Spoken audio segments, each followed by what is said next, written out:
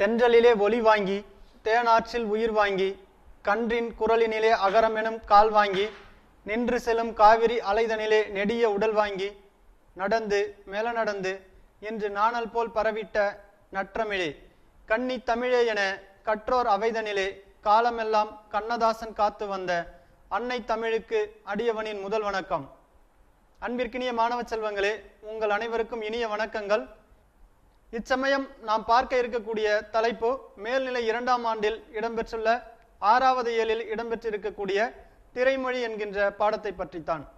திரைமொழி, நாம் இதுவரை தனிமொழி, தொடர்மொழி, பொதுமொழி கேட்ட நமக்கு திரைமொழி என்னவோ புதிதாகத்தான் தெரியும்.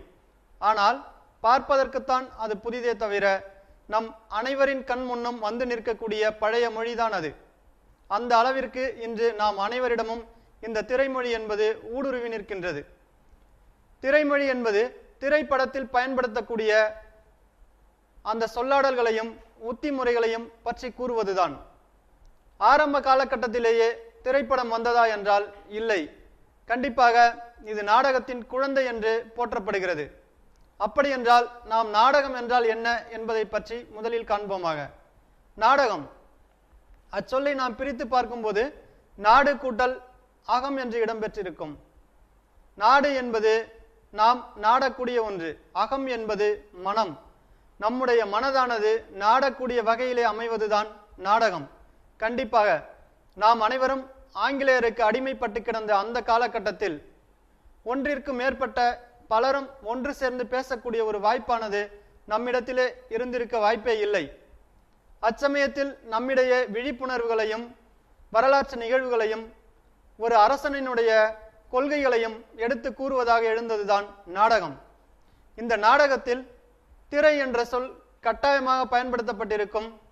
அது என்னவென்று பார்ப்போமேயானால், நாடக அரங்கிற்கு முன்னால் திரையினை இட்டு நாடக நடிகர்கள் அந்த திரைக்கு பின்னே நின்று தன்னுடைய குலதெய்வத்தையும் தமிழ் சான்றோர்களையும் வணங்கி நாடகத்தை ஆரம்பிப்பர். இந்த அளவிலே ஒரு முறையில் திரையானது இடம்பெற்றிருக்கும். இன்னொரு வகையிலே பார்க்க வேண்டும் என்றால் இந்த திரையானது நடிகர்களின் பின்புறம் இடம்பெற்றிருக்கும். அப்படிப்பட்ட இந்த திரையானது காட்சிகளை உள்ளடக்கியதாக இருக்கும். எடுத்துக்காட்டாக, ஒரு மன்னன் அரண்மனையிலே நின்று வாதாடுகிறான் என்றால் அந்த அரண்மனையினுடைய காட்சியானது அந்த திரையின் சீலையிலே இடம்பெற்றிருக்கும். சிலப்பதிகாரத்தில் இளங்கோவடிகள் கூட இந்த திரையை எழினி என்று கூறியிருப்பார். ஒருமுக எழினி, பொறுமுக எழினி, கரந்து வரல் எழினி என்று கூறுவார். நாமே பார்க்கும்போது நாடகம் என்பது திரைப்படத்தை விட முற்பட்டது என்பதை நாம் அனைவரும் அறியும் விதமாக தொல்காப்பியர் அவர்கள் நாடக வழக்கினும் உலகியல் வழக்கினும் என்ற ஒரு சொல்லாடலை பயன்படுத்தி இருப்பார். நாம் எதற்காக இதை பார்க்கிறோம் என்றால், திரைப்படத்திற்கும் முன்பாக தோன்றியதே நாடகம் என்பதை நாம் அனைவரும் உணர வேண்டும். ஆனால் இன்றைய சூழலில் நாடகம் என்பது நம் அனைவருக்கும் நாடகமாக மாறியுள்ளது. ஏன் என்று தெரியவில்லை. இவ்வாறு காணப்படக்கூடிய திரைப்படமானது எங்கு உருவாக்கப்பட்டது, எவ்வாறு உருவாக்கப்பட்டது என்றால், 1830ஆம் ஆண்டு எட்வர்ட் மைபிரிட்ஜ் என்பவர் தான் முதலில் இந்த திரைப்படத்தை இயக்குகிறார். அவர் இயக்கிய திரைப்படம் என்பது ஓடும் குதிரை, அவ்வளவுதான். அந்த திரைப்படத்தில் ஒரு குதிரையானது ஓடி வந்து நிற்கும், அத்துடன் முடிந்துவிடும் அந்த திரைப்படம் என்பது.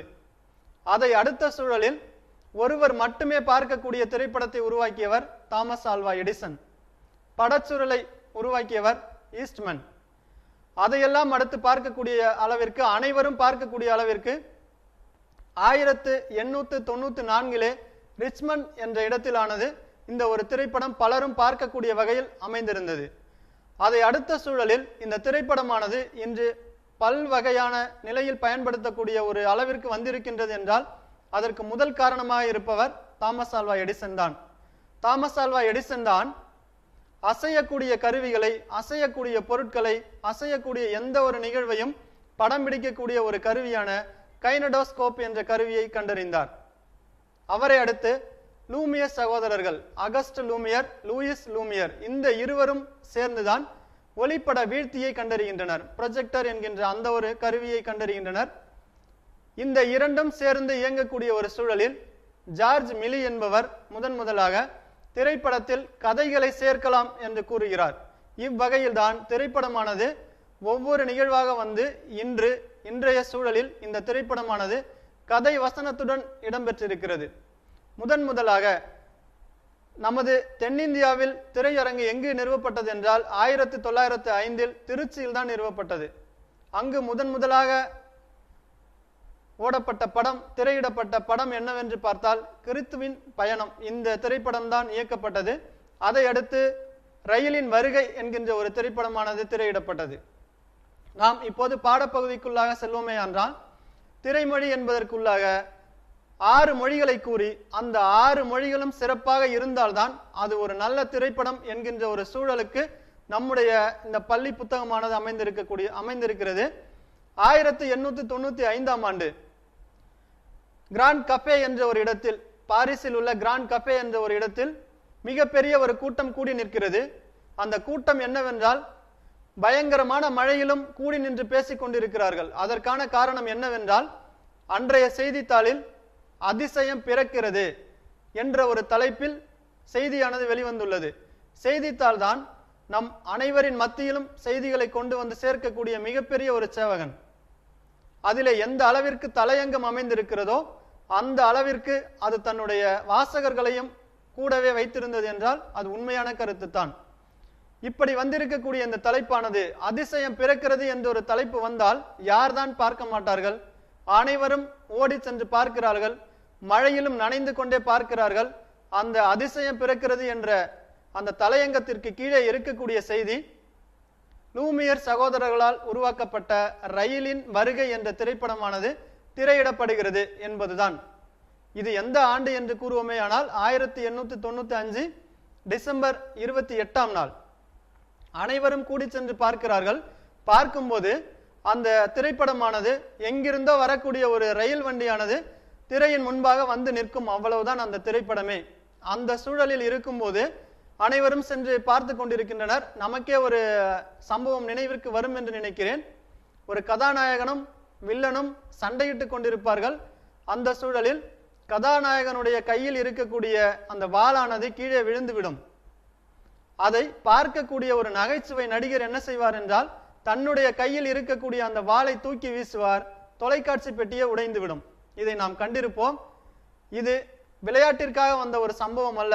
ஆரம்பத்தில் நம் மத்தியிலே பதிந்திருந்தது அப்படித்தான். இந்த ரயிலின் வருகை திரைப்படம் கூட முதலாக எங்கிருந்தோ வரக்கூடிய ஒரு ரயில் முன் வந்து நிற்கும் போது அங்கு பார்க்கின்ற அனைவருமே பயந்து எட்டி ஓடுகின்றனர், தூரமாக ஓடுகின்றனர். அதற்கான காரணம் என்னவென்றால், ரயிலானது எங்கே நம் மீது ஏறிவிடுமோ என்கின்ற ஒரு பயம். ஆரம்ப காலகட்டத்தில் திரைப்படத்தில் அப்படிப்பட்ட ஒரு பயமானது இருந்தது. ஆனால் இன்றைய காலகட்டத்தில் திரைப்படம் என்பது மிகவும் ஒன்றிணைந்தே இருக்கிறது. நாம் எல்லாம் தரையில் இருக்கும்போது தரைமொழி கற்கிறோமோ இல்லையோ, திரைமொழி கற்றுக்கொண்டே வருகிறோம். அன்பிற்கினிய மாணவ செல்வங்களே, நாம் அனைவருமே இன்று திரைப்படம் என்கின்ற ஒன்றை விரும்பித்தான் பார்க்கின்றோம். அப்படி வரக்கூடிய இந்த திரைப்படமானது எத்தனை மொழிகளை உள்ளடக்கியது, என்னென்ன நடைமுறைகளை உள்ளடக்கி வருகின்றது என்பதையெல்லாம் நாம் இப்போது பார்க்க இருக்கிறோம். ஒரு திரைப்படம் என்பது சாதாரணமாக ஒரு சில வினாடிகளிலோ, ஒரு சில மணித்துளிகளிலோ, ஒரு சில நாட்களிலோ எடுக்கக்கூடிய ஒன்று அல்ல. மாத கணக்காக எடுக்கக்கூடிய ஒரு திரைப்படமாகத்தான் இருக்கும். அதற்கெல்லாம் காரணம் அதில் இடம்பெற்றிருக்கக்கூடிய அந்த மொழிகள் தான். அந்த மொழிகள் மட்டும் சிறப்பாக இல்லை என்றால் நாம் சாதாரணமாக அந்த திரைப்படத்தை பார்த்து குறை சொல்லிவிட்டு வந்து விடுவோம். அப்படியெல்லாம் பார்க்கும்போது நமக்கு 6 மொழிகளை தந்து 7வதாக ஒரு நல்ல திரைப்படம் எவ்வாறு அமைந்திருக்க வேண்டும் என்பதை கூறுகிறார்கள். அதிலே முதலாவதாக வருவது திரைக்கதை. கட்டாயமாக ஒரு திரைப்படம் என்பது அதில் இருக்கக்கூடிய அந்த கதை வசனத்தை பொறுத்துத்தான் அந்த திரைப்படத்தினுடைய வெற்றியானது இருக்கிறது. நாமே புதிதாக ஒரு திரைப்படத்தை காண செல்லும் போது மிக பெரிய ஒரு எதிர்பார்ப்புடன் செல்வோம். மாறாக அங்கு இருக்கக்கூடிய அந்த உரையாடல்கள் நம்மை கவர்கின்ற வரையில் இல்லையே ஆனால் வெளியில் வரக்கூடிய ஒரு சூழலில் திரைப்படத்தை பார்த்து நாமே சாதாரணமாக குறை சொல்லிவிட்டு வந்து விடுவோம். இதற்கெல்லாம் காரணம் அந்த திரைக்கதைத்தான். திரைக்கதை என்பதுதான் ஒரு சாதாரண நடிகனை மகா நடிகனாகவும் மகா நடிகனை சிறிய அளவிலாகவும் மாற்றி நிற்பது. இந்த திரைக்கதை தான் திரைப்படத்தினுடைய நாடி, உயிர் நாடி. கண்டிப்பாக இந்த திரைக்கதை என்பது மிக சிறப்பாக அமைய வேண்டும் என்று ஆசிரியர் கூறுகிறார். அடுத்து பார்க்கும்போது இரண்டாவதாக இருப்பது காட்சியின் ஆற்றல். திரைக்கதை எந்த அளவிற்கு முக்கியமோ அதைவிட அதிக முக்கியமாக இருக்கக்கூடியது காட்சியின் ஆற்றல். திரைக்கதையினுடைய அந்த ஓட்டம் என்று சொல்வார்கள் காட்சியின் ஆற்றலை. காட்சி என்பது ஆரம்ப காலகட்டத்தில் நாடகம் அதுவெல்லாம் நடிக்கக்கூடிய அந்த சூழலில் ஒரு நபர் தெளிவாக தெரிய மாட்டார். அதற்காகவே நாடகத்தில் நடிக்கக்கூடியவர்கள் அதிகமாக சாயப்பூச்சுகளை பூசிக்கொண்டு வருவார்கள். மிகவும் வேகமாக பேசுவார்கள். அப்போதுதான் மற்றவருக்கு சென்றடையும் என்பதற்காக. ஆனால் இன்றெல்லாம் காட்சியின் ஆற்றலானது உரையாடலே இல்லாமல் நம்மால் புரிந்து கொள்ளக்கூடிய அளவிற்கு வந்துவிட்டது. உதாரணமாக நாம் பார்ப்போமேயானால், ஒரு நடிகை அவசரமாக வந்து கொண்டிருக்கக்கூடிய ஒரு சூழலில் உடனே இருக்கக்கூடிய தோழியானவள் எங்கோ சென்று வருகிறார். அடுத்து பார்க்கும்போது திடீரென அந்த நடிகையானவர் ரயிலில் அமர்ந்திருக்கிறார். நாம் இதை பார்க்கும்போது நமக்கு ஒருவர் அந்த சூழலை சொல்லித்தான் புரிய வேண்டும் என்பதில்லை. கண்டிப்பாக நமக்கே புரிந்திருக்கும். அந்த நடிகை ரயிலுக்கு வருவதற்காக வந்திருக்கிறார். காலதாமதத்தின் காரணமாக அவருடைய தோழியானவர் அந்த பயணச்சீட்டை கொண்டு வந்து தருகிறார் என்பதை நாமே புரிந்து கொள்வோம். அந்த அளவிற்கு காட்சியினுடைய ஆற்றலானது இருக்கும். நாமே ஒரு சில திரைப்படங்களில் பார்த்திருப்போம். ஒரு சண்டை நடந்து கொண்டே இருக்கும். திடீரென பார்ப்போமேயானால் அவர் காவல் நிலையத்தில் இருப்பார். அல்லது மிகப்பெரிய ஒரு சண்டை நடந்து கொண்டிருக்கும். அடுத்த ஒரு சில வினாடிகளில் பார்ப்போமேயானால் அவர் போஸ்ட்மார்டம் செய்யக்கூடிய ஒரு இடத்தில் இருப்பார். இப்படி எல்லாம் நாம் பார்க்கும்போது அங்கே என்ன நடந்திருக்கிறது என்பதை நாமே அறிந்து கொள்வோம்.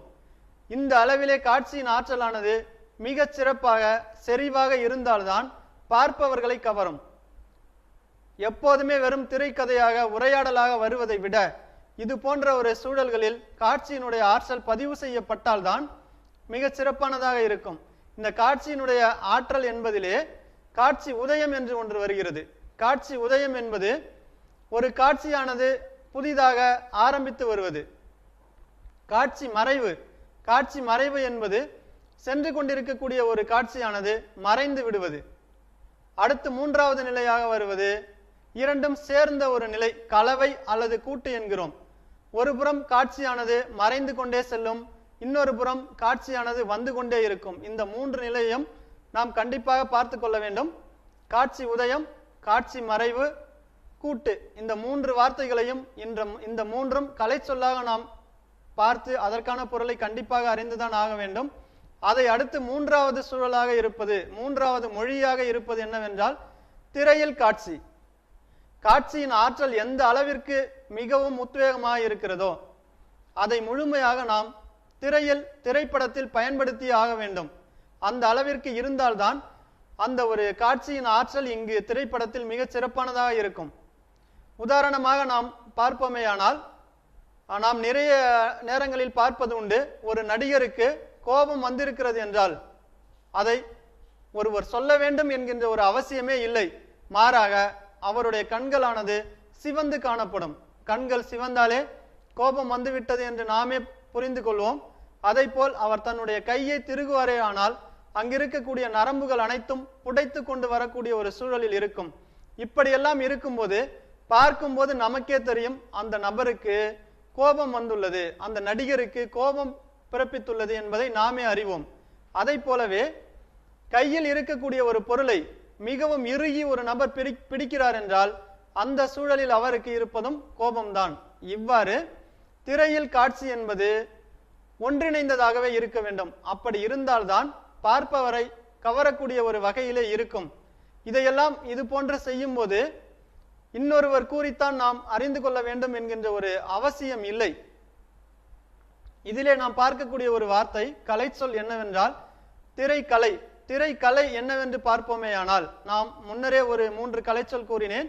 இப்போது கூறுவது திரைக்கலை.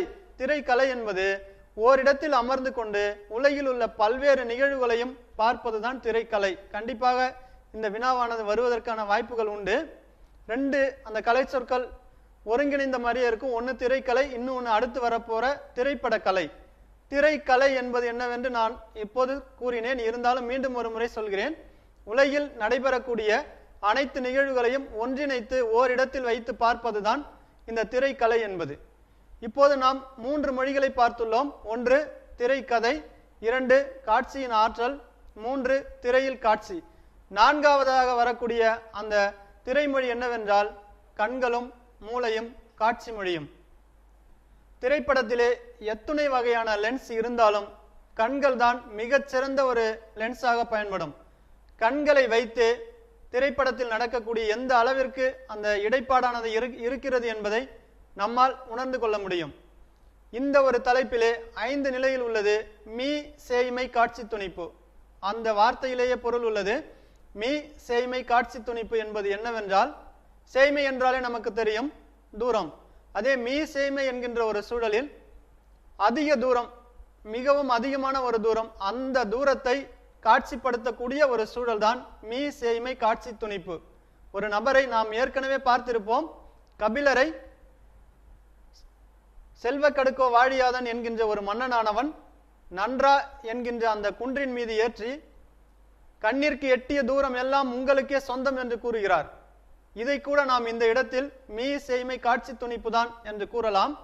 இருந்தாலும் நாம் திரைமொழிக்குள்ளாக வந்து பார்க்கும்போது ஒரு திரைப்படத்தில் நடிகரோ அல்லது நடிகையோ கடலினுடைய கரையில் நின்று கொண்டு அந்த கடலில் இருக்கக்கூடிய ஒட்டுமொத்த பரப்பையும் தன்னுடைய கண்களால் பார்ப்பதுதான் மீ சேய்மை காட்சி துணிப்பு. எந்த அளவிற்கு அந்த கடலின் நீர் தெரிகிறதோ அந்த அளவிற்கு தன்னுடைய கண்களினுடைய பார்வையை, கண்களை ஒரு லென்ஸாக பயன்படுத்தி பார்க்கக்கூடிய அந்த ஒரு சூழல் தான் மீ சேய்மை காட்சி துணிப்பு என்கிறார்கள். அதை அடுத்து இரண்டாவதாக பார்ப்பது சேய்மை காட்சி துணிப்பு. இது சேய்மை என்றாலே நாம் முன்னமே சொன்னது போல தொலைவு. இது ஒரு குறிப்பிட்ட ஒரு தூரம் தான். தொலைவு இருந்தாலும் மீ சேய்மை போல அதிகமானது அல்ல. இதற்கு என்ன சொல்கிறார்கள் என்றால், நாமே ஒரு சாலையை கடக்க வேண்டுமே ஆனால் இரு மருங்கிலும் பார்ப்போம். பார்க்கக்கூடிய அந்த கண்களானது லென்ஸை போல பயன்படுத்தப்பட்டு எந்த அளவிற்கு நம்முடைய கண்ணின் பார்வை இருக்கிறதோ அந்த அளவிற்கு பார்ப்போம். கண்ணிற்கு எட்டியவரை நாம் முன்னர் பார்த்தது இருக்கக்கூடிய பொருளை முழுமையாக பார்ப்போம். இப்போது பார்ப்பது நமக்கு தெரிந்தவரை தூரத்திற்கு பார்ப்போம். இது சேய்மை காட்சி துணிப்பு. இதற்கு எடுத்துக்காட்டே என்னன்னு பாத்தீங்கன்னா, தார் சாலையை கடக்கக்கூடிய ஒருவர் சாலையினுடைய 2 மருங்குகளிலும் நடைபெறக்கூடியதை கவனித்துத்தான் அதற்கும் பிறகு கடப்பர். இது சேய்மை காட்சி துணிப்புக்கு எடுத்துக்காட்டாக அமைகிறது. அடுத்து வருவது நடு காட்சி துணிப்பு. அதாவது மத்தியமாக, நடுவாக பார்க்கக்கூடிய அளவில் ஒரு நபரை இடுப்பு வரையில் மட்டுமே பார்ப்பது நடு காட்சி துணிப்பு. அவ்வாறு பார்க்கும்போது புதிதாக ஒரு நபரை நாம் பார்க்கிறோமே ஆனால் ஒரு குறிப்பிட்ட தொலைவு, மிக பெரிய தொலைவும் அல்ல, அருகிலும் அல்ல, குறிப்பிட்ட தொலைவிலே ஒருவரை பார்ப்போமே ஆனால் அந்த காட்சியை நாம் எதுவரை பார்க்க வேண்டுமானால் இடுப்பு வரை வைத்து பார்க்க வேண்டும். இது ஒரு காட்சி துணிப்பாக இருக்கிறது. அது நடு காட்சி துணிப்பு. அடுத்ததாக நாம் பார்க்க இருப்பது அண்மை காட்சி துணிப்பு. இந்த அண்மை காட்சி துணிப்பு என்பது நீண்ட தொலைவிலோ அல்லது மிக அருகிலோ பார்க்க வேண்டிய அவசியம் இல்லை. அருகில் வரக்கூடிய ஒருவரை அல்லது திடீரென வரக்கூடிய ஒருவரை நாம் முழுமையாக பார்க்கவும் மாட்டோம். அதுதான் உண்மை. நாம் வீட்டிற்குள்ளாக இருக்கும்போது நம்முடைய தாயோ அல்லது நபரோ யாரோ ஒருவர் திடீரென வருகிறார் என்றால் நாம் அடையாளம் கண்டு கொள்வதற்காக பார்ப்பது அவருடைய முகத்தை மட்டும்தான். அந்த அளவிற்கு பார்ப்பது அண்மை காட்சி துணிப்பு. அதை அடுத்து பார்ப்போமே ஆனால் மீ அண்மை காட்சி துணிப்பு. அண்மை என்பது அருகில், மீ அண்மை என்பது மிகவும் அருகில். அதாவது குறிப்பிட்ட ஏதாவது ஒன்றை மட்டும் பார்ப்பது மீ அண்மை காட்சி துணிப்பு என்று கூறுகிறார்கள். நாமே நிறைய முறை பார்த்திருப்பது உண்டு. ஏதாவது ஒரு விழாவிற்கு சென்று வருகிறோமே ஆனால் பல காலணிகள் அங்கு கிடக்கும். அதிலே நம்முடைய காலணி ஏதோ அதை மட்டும் துல்லியமாக பார்ப்போம். இதுதான் மீ அண்மை காட்சி துணிப்பு என்பது. நாமே நம்முடைய காலணியை கழற்றும் போது அதிலே என்ன குறைபாடு இருக்கிறது என்பதை பார்ப்பதற்காக கழற்றும் போது பார்க்கக்கூடிய ஒன்றுதான் மீ அண்மை காட்சி துணிப்பு. இந்த 5 வகையிலே இந்த கண்களும் மூளையும் காட்சி மொழியும் என்கின்றது இருக்கிறது. அடுத்து 5ஆவதாக வரக்கூடிய அந்த காட்சி மொழி என்னவென்றால், திரைமொழி என்னவென்றால் படத்தொகுப்பு. இவ்வளவும் நாம் செய்த பிறகு ஒரு படத்தொகுப்பு என்பது அனைத்தையும் சேர்த்து எவையெல்லாம் சிறந்தவையோ அவற்றை இடம்பெற செய்து எவையெல்லாம் அல்லாதவையோ அவற்றை நீக்குவதுதான் படத்தொகுப்பு. உதாரணமாக ஒரு திரைப்படமானது 3 மணி நேரம் அல்லது 2.5 மணி நேரம் திரையிடப்படுகிறது என்றால் அது 4 அல்லது 5 மணி நேரம் என்று எடுக்கப்பட்ட ஒரு திரைப்படமாக கூட இருக்கலாம். அந்த அளவிற்கு நாம் தேவையற்றதை நீக்குவதுதான் படத்தொகுப்பு. நமக்கே தெரியும், தொகுத்து வைப்பது ஒரு நபர் அல்லது மாணவர்களாகிய நாம் தொகுத்து வைக்க வேண்டியது என்னவென்றால், இங்கு நடைபெறக்கூடிய அனைத்து சூழலிலும் அனைத்து சம்பவங்களிலும் நல்லது எதுவோ அதை மட்டும்தான் எடுத்து தொகுத்து வைப்போம். அதை போலத்தான் படத்தொகுப்பும். இருக்கக்கூடிய அந்த நிகழ்ச்சிகளிலே சிறந்த நிகழ்ச்சிகளை எடுத்துக்கொண்டு அல்லனவற்றை நீக்குவதுதான் படத்தொகுப்பு என்பது. இந்த படத்தொகுப்பில் கிளஷோவ் விளைவு என்கின்ற ஒன்றை கூறுகிறார்கள். கிளஷோவ் விளைவு அது என்னவென்றால், மாற்றி மாற்றி அமைப்பதுதான். ஒரு நிகழ்வை வெவ்வேறு விதமாக மாற்றி மாற்றி அமைத்து கூறுவதுதான் கிளஷோவ் விளைவு. நாம் ஒருவரை பற்றி கூறும்போது திடீரென அவரை நாம் ஆரம்பிப்பதே சரியில்லாத முறையில் நாம் ஆரம்பிக்க கூடாது. அதற்கு எடுத்துக்காட்டாக ஒரு திரைப்படம் ஒன்று வந்தது, மாடர்ன் டைம்ஸ் என்கின்ற ஒரு திரைப்படம். அந்த திரைப்படத்திலே ஆரம்ப கட்டத்தில் செம்மறியாடுகள் முண்டி அடித்துக் கொண்டு ஓடுகின்றன. இறுதியில் ஒரு இடத்தை சென்று அடையக்கூடிய ஒரு நபர் யார் என்றால் மனிதர்களாக இருக்கிறார்கள்.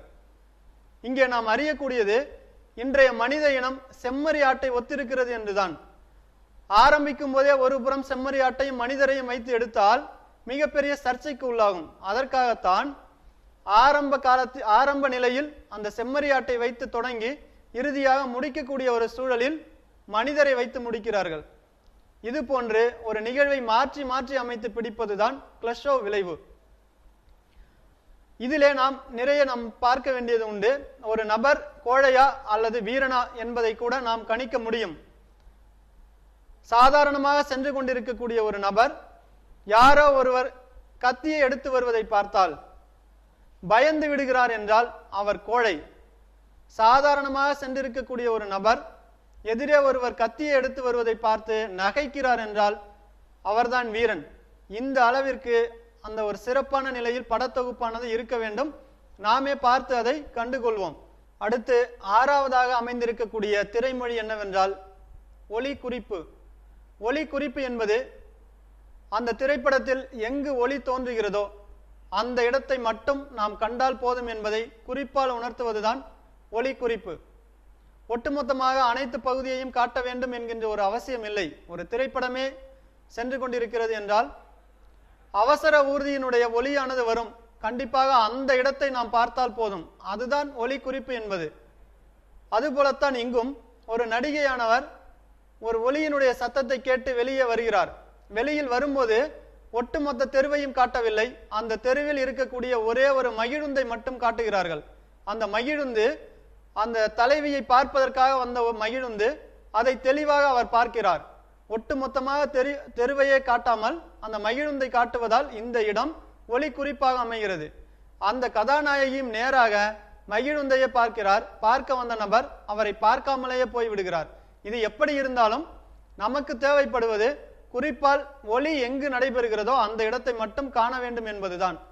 அன்பிற்கினிய மாணவ செல்வங்களே, இந்த 6 அந்த திரைமொழிகளையும் வைத்துத்தான் ஒரு திரைப்படம் சிறந்ததா அல்லாததா என்பதை நாம் தீர்மானிக்க வேண்டும்.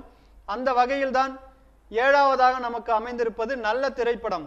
ஒரு நல்ல திரைப்படம் என்பது எவ்வாறு இருக்க வேண்டும் என்பதற்கு எடுத்துக்காட்டுகள் என்னவென்றால், உண்மையை அதிகமாக காட்டக்கூடியதாக இருக்க வேண்டும், தேவையற்ற சம்பவங்கள் இடம்பெறாமல் இருக்க வேண்டும். இந்த 6 திரைமொழிகளும் மிகச் சிறப்பாக அமைந்திருக்க வேண்டும். அப்போதுதான் ஒரு திரைப்படம் என்பது சிறப்பானதாக இருக்கும். நமக்கு தெரியும், நாம் வீரபாண்டிய கட்டபொம்மனை பார்த்தது கிடையாது, ஆனால் படத்தை பார்த்துதான் தெரிந்து கொண்டோம். மதுரை வீரனை பார்த்தது கிடையாது, படத்தை பார்த்துதான் தெரிந்து கொண்டோம். ராஜராஜ சோழனை பார்த்தது கிடையாது, படத்தை பார்த்துதான் தெரிந்து கொண்டோம். திருஞான சம்பந்தர், திருநாவுக்கரசர் அவர்களை எல்லாம் நாம் பார்த்தது கிடையாது, ஆனால் படத்தை பார்த்துதான் தெரிந்து கொள்கிறோம். இது போன்று திரைப்படம் என்பது நம் அனைவருக்கும் மிகச் சிறந்த ஒரு எடுத்துக்காட்டுகளை தரக்கூடிய ஒரு நிலைதான். இருந்தாலும் நாம் ஆனால் அதையெல்லாம் முழுமையாக பயன்படுத்துகிறோமா என்பதைத்தான் நாம் இங்கு காண வேண்டும். இதுவரை எப்படி இருந்தாலும் மாணவ செல்வங்களாகிய நீங்கள் அனைவரும் திரைப்படத்தில் வரக்கூடிய நன்மொழிகளை கேட்டு அதன் வழி நடக்க வேண்டும். 1977ஆம் ஆண்டு வரை கர்நாடகாவில் உள்ள ஹெக்கோடு என்கின்ற ஒரு பகுதியில், கர்நாடகாவில் ஹெக்கோடு என்ற ஒரு பகுதியில் திரைப்படமே திரையிடப்படவில்லை. ஆனால் 1977 அவ்விடத்தில் திரைப்படத்தை திரையிடுகிறார்கள். அதை பார்க்கக்கூடிய அந்த நபர்கள் அனைவரும் திரைப்படத்தில் அடுத்தடுத்து என்னென்ன நிகழ்வுகள் நடைபெறும் என்பதை மிக தெளிவாக கண்டுகொள்கின்றனர். அந்த அளவிற்கு அங்கு இருக்கக்கூடிய நபர்கள் திரைப்படத்தை காணவில்லை என்றாலும் அது சார்ந்த அறிவினை பெற்றுள்ளார்கள். ஆக நாமும் அது போலவே அது சார்ந்த அறிவுகளை மென்மேலும் வளர்க்க வேண்டும். நம்முடைய பாடப்பகுதியில் சார்லி சாப்ளின் என்பவரை பற்றி கூறியுள்ளார்கள். நாம் அனைவருக்குமே தெரிந்திருக்கும். சார்லி சாப்ளின் என்பவர் மிகவும் ஒல்லியான நபராக இருப்பார். லண்டனிலே பிறந்தவர். இவருடைய தாயார் அங்கு இருக்கக்கூடிய விடுதிகளிலே பாடி ஆடக்கூடிய ஒரு நபர். அச்சூழலில் தாயாரை தனித்து விட்டுவிட்டு தந்தையானவர் இரண்டாவது திருமணம் செய்து கொண்டு செல்கிறார். குறிப்பிட்ட கால சூழலில் தாயாலும் அந்த நடிப்பினை தொடர இயலவில்லை. தாயினுடைய அந்த பாடல்களை கேட்டு கேட்டு வளர்ந்த சாப்ளின் அவர்கள் தாமாகவே வளர வேண்டும் என்கின்ற ஒரு உத்வேகத்திலே செயல்படுகிறார். இதற்கு மிகப்பெரிய ஒரு சாதனை படமாக இருந்தது என்னவென்றால் தி கிரேட் டிக்டேட்டர் என்கின்ற ஒரு திரைப்படம் தான். இந்த திரைப்படத்தை ஹிட்லர் வெளியில் செல்லாமலேயே 3 நாள் வீட்டிலேயே இருந்து பார்க்கிறார்.